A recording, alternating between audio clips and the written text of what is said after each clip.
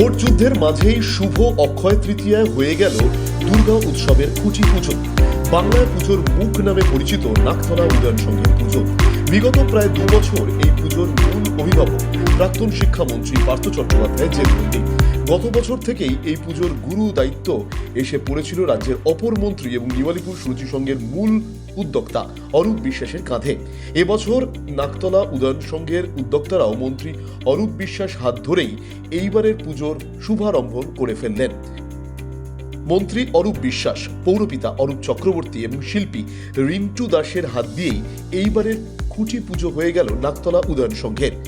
ঢাক ঢোল কাসর ঘণ্টার মধ্যে দিয়েই বাংলায় পুজোর মুখ নাকতলা উদয়ন সংঘের পুজোর কাউন্টডাউন শুরু হয়ে গেল। ভোটের আবহেই সাংবাদিকদের প্রশ্নের উত্তরে বিরোধী দল বিজেপিকেও খোঁচা দিতে ছাড়লেন না রাজ্যের মন্ত্রী অরূপ বিশ্বাস। এই পূর্ণ দিনে, পবিত্র দিনে সবার মঙ্গল কামনা করছি। পাশাপাশি একটা জিনিস বলি, আমরা তো হিন্দুত্ব নিয়ে বড়াই করি না। আমরা সকালবেলা যখন বাড়ি থেকে বেরোই, পুজো করে বেরোই এবং আমরা পুজো অর্চনার মধ্যেই থাকি। আমরা ধর্মটাকে আমাদের অন্তরে রাখি, ধর্মটাকে নিয়ে রাজনীতি করি না। তো যারা করেন তারা করবেন। দেখো, এটা এটা এটা এটা এটা এক একটা ক্লাবের এক এক রকম রীতি। তখন তারা যেভাবে করেন, অনেক শিল্পী আছেন যারা এখানেই শিল্পী রয়েছেন, রিন্টু রয়েছে, তো ওরা চায় যে আগে থেকে কাজ করবে। তো শুভ সূচনা না হলে কাজ শুরু করবে কী করে? এটা এক একটা ক্লাব এক একভাবে করে। পূর্ণ দিন, পূর্ণ তিথি দেখে আজকে সব থেকে ভালো দিন। সেই দিনে শিল্পী চেয়েছেন যে অনেকটা সময় লাগবে কাজ করতে, তাই তিনি আগে থেকে করেছেন, তাই চলছে।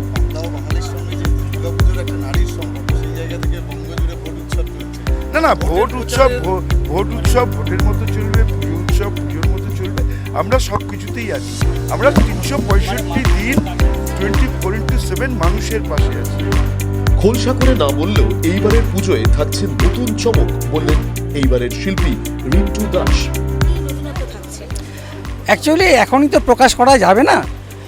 এটা বলতে পারি, কাজের মধ্যে একটা সামাজিক বার্তা থাকবে, কম্প্যাক্ট একটা কাজ থাকবে, কাজের মধ্যে একটা মেসেজ থাকবে। আশা করছি ভালো একটা কাজ হবে, কলকাতাবাসীকে ভালো একটা কাজ উপহার দিতে পারবো।